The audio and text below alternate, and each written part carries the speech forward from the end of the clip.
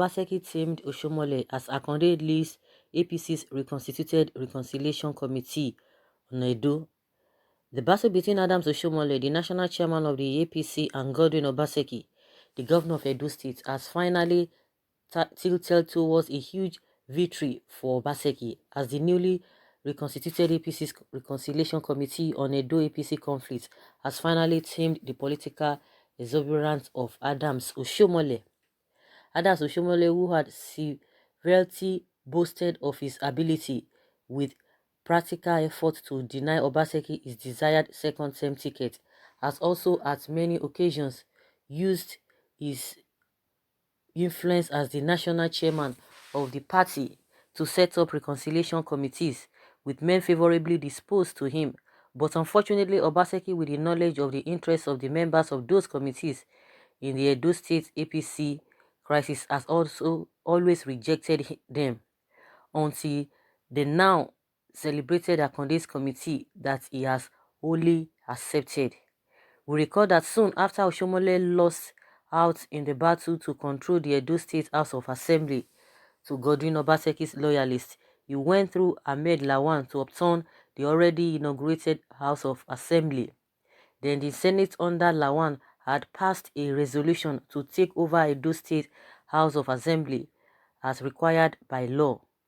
If and when the Assembly is in conflict and unable to hold its sittings, but Edo State Assembly was holding its sitting and the court later voided the Senate's action on the ground that the Assembly cannot be inaugurated twice within its lifespan. So when the conflict degenerated and Obaseki became too hard to bend, Oshiomole again used his influence to constitute a national committee headed by Same Lawan, who had earlier led the Senate to pass a resolution to take over Edo State House of Assembly. That made him an interested part in the conflict, whose interest was the success of Oshiomole over Obaseki. This was the reason Obaseki outrightly rejected the Lawan-led Reconciliation Committee and called for its reconstitution. So, as Obaseki stayed adamant to the Lawan's committee with no hope of him bulging, Oshiomole again, through the APC's national vice chairman South-South, Mr. Hilard Heta, constituted another committee. This again Obaseki rejected, as Heta himself is a known Oshiomole's boy and can't be trusted to be fair. Interestingly, none of Obaseki's camp men was at the meeting that produced the South-South committee. Obaseki, though ready for reconciliation, insisted on participating only when there is a fair committee that should be reconstituted, and the now BC Akonde's committee is an answer to the Obaseki's demand for a new committee. Now, all Adams Oshiomole effort to use his influence as chairman to midwife the formation of the Reconciliation Committee to his advantage has been hugely tamed by Obaseki's unyielding attitude to the previous committees. As it is now, Oshiomole is going into the reconciliation table with suspension hanging on his neck, a suspension that has already begun to affect him at the national level, with members of the APC National Working Committee questioning his continuous presiding over the NWC meetings when he has been suspended from the party in his state. So Obaseki is at an advantage, and certainly the reconciliation will be a win for him and a secured second-term ticket guaranteed too. Definitely, Oshiomole will now have to work for Obaseki, whom he has started calling names, in the hope of having his way to deny Obaseki a second-term ticket, an anticipation that is now dead. So guys, have you heard it all? Can we now say Obaseki is winning, or is it too early to say, oh, he's winning or he's not winning? But my concern is that with all this effort they are putting here and there, if they can still put this effort to better the lives of people, it would have been a better thing. Not this, okay, I want to be this, I want to be that, I don't want to be Godfather, I don't want it to be the Godfather, I want to be this, that is just what they are concerned about. Because at the end of the day, even if Obaseki wins for the second time, it's just going to be 4 years and it will be out of the old place. Then what will not be the fate of the Edo people? That is what we are talking about. But most of the time they always let people to be carried away with all this their drama. because I just see it as drama. And at the end of the day, he said he's going to favor either of them. He said that it favors Oshiomole or it favors OBASEKI. Like the way I always talk my own this thing or my own submission based on all of these politics in Nigeria, it's all about the people. It's all about the people, not about these people. Because if the highest they can stay in that position is 8 years, is 8 years, and I've been saying it, and people have been saying it before now. Oshiomole would have concentrated with his national assignments, but because of how Nigerian factor is always coming into all of these things, somebody will be there. You see what will be like, okay, I'm the one that puts you there. I have say, I have to control you. I have to do this. I have to do that. That is why they are having all this problem. And they've even told us, even from the camp of OBASEKI, saying that the reason why all this drama, all this fight, is all because of the state resources. It's because of the money, because of what they are getting. That is just the issue. Because at the end of the day, you will not be there. The people will still remain there. You are still going to join the people back.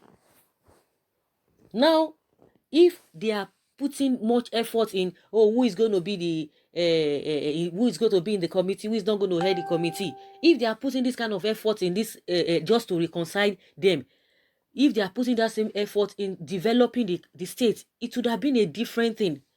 And the resources we are talking about is just for them, because we know that after serving, we know how rich these people get, how rich they become. They become so rich and so powerful. A country that is is suffering, a state that is suffering, that we have a poor people all over the place. Even when you talk about an infrastructural project, everything is suffering.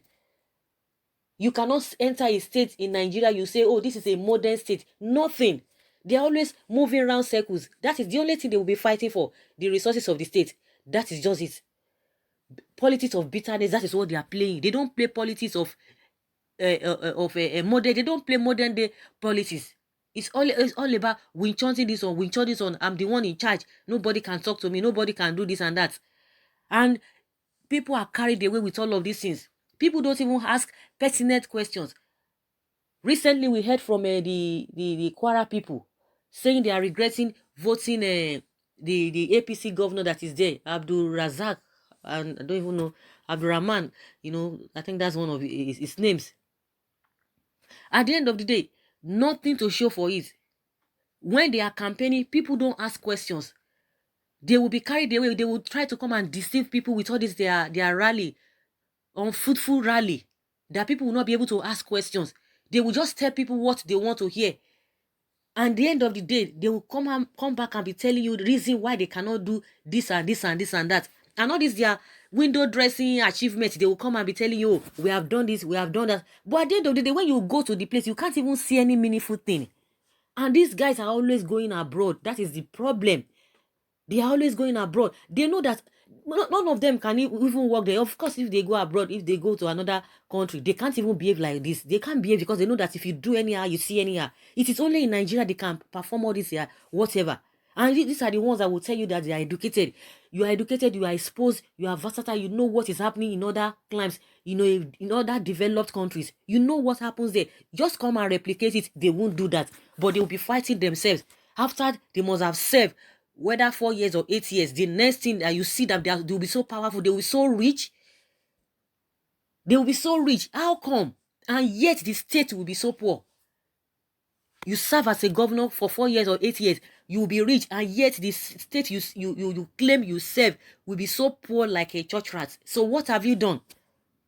At the end of the day, they start assigning a pension for themselves, life pension,